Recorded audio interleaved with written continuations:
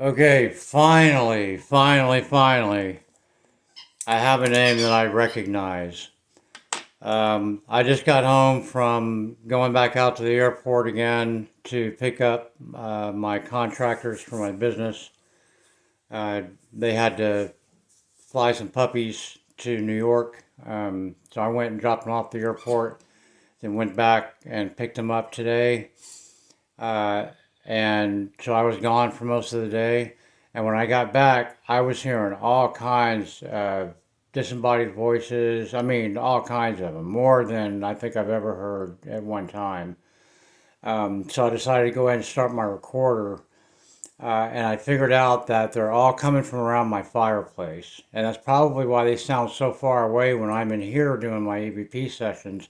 They're way back there. Why? I have no idea. But so I put this phone running Parrot on my tray table by the love seat, and I did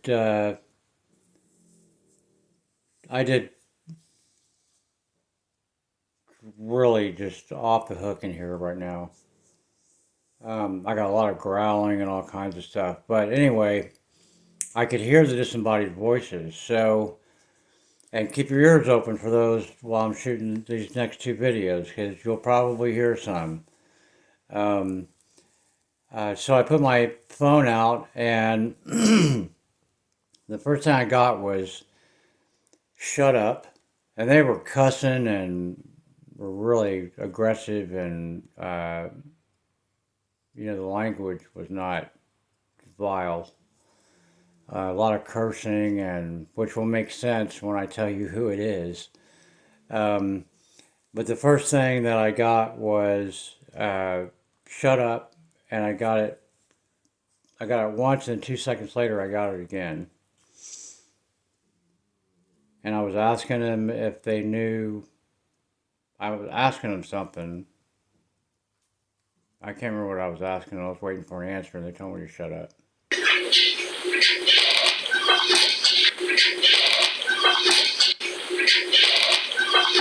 Now I don't know if they're telling me to shut up because that sounds like Chet. So I think I'm asking this certain person questions, and Chet's telling them, "Hey, shut up." I think that's what it is because that sounds like Chet. That don't sound like the person that I'm about to tell you about.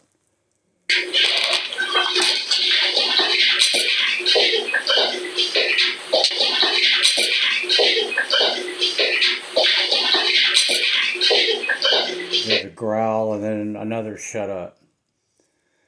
Uh, and then they said, "God damn it," and growled twice.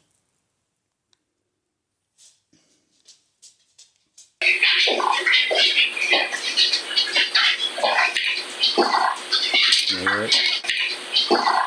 That's a pretty gnarly growl.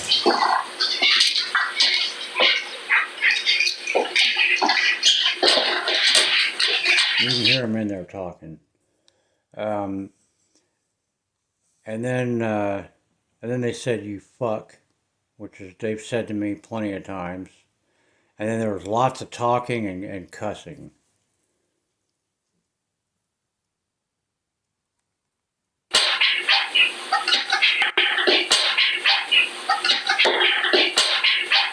That's the "you fuck," and then listen to all this, a lot of whisper talking and cussing.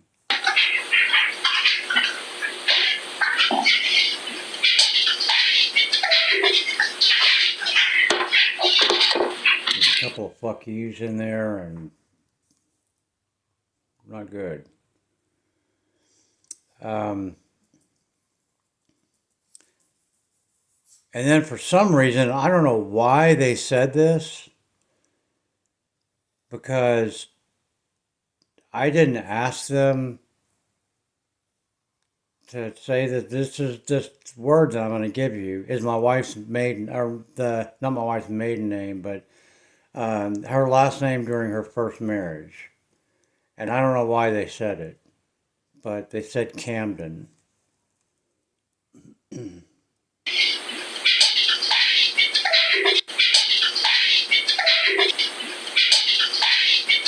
So that's weird. I don't know why. And then I don't know what they're saying after that. They're just going blah, blah, blah, blah, blah. And then they say fuck, just right out of the blue for some reason, and I acknowledge it because I heard it with my ears. It was disembodied.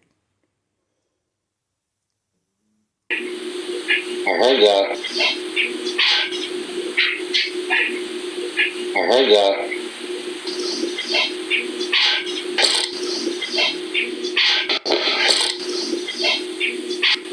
I heard that.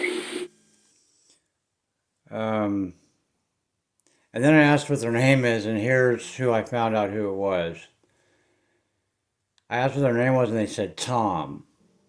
And I thought that's really, that makes a lot of sense because we had a friend, his name was Tom Vespa, and he had a brain tumor, or brain cancer. And he just loved Pam to death. And Pam, his brother asked Pam and I to take care of him and to handle his estate when he passed away. And he actually died holding Pam's hand in like a hospital assisted living thing. It was, what do you call it? Hospice, where people are going to pass away and they keep them as comfortable as possible. So we used to call him. He used to have a nickname, and that's in my this next video I'm going to do. I'll tell you about his nickname. But so he said Tom.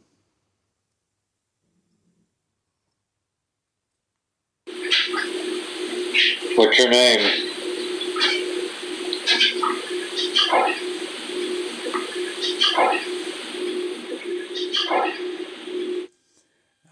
And then about 15 seconds later, he said Vespa. And that's when I was like, that makes a lot of sense. Tom was really loose with his language. I mean, he had horrible language. And he started trying to watch it when he was around Pam, my wife, because she doesn't curse unless she's really, really super angry. She's an ordained minister, so she really tries hard to watch her language, and she never takes the Lord's name in vain, and he did all the time. Well, once we became friends with him, he started trying to watch his language a little bit. But that's how all the bad language makes sense, but not all of it, because some of it is this jackass in here, the demonic attachment. Some of that is him. But them saying Tom Vespa and then all this cussing, it clicked with me. So here's his last name where he says Vespa. Vespa.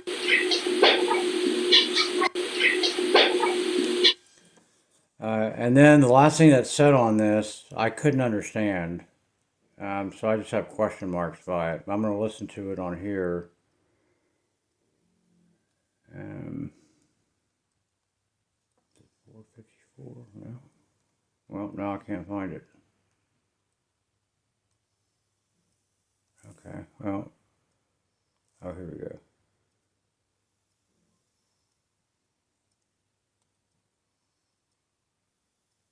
Hang on a second. This thing is messing up on me.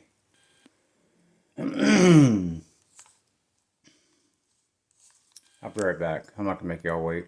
Okay, it says Jack, I think.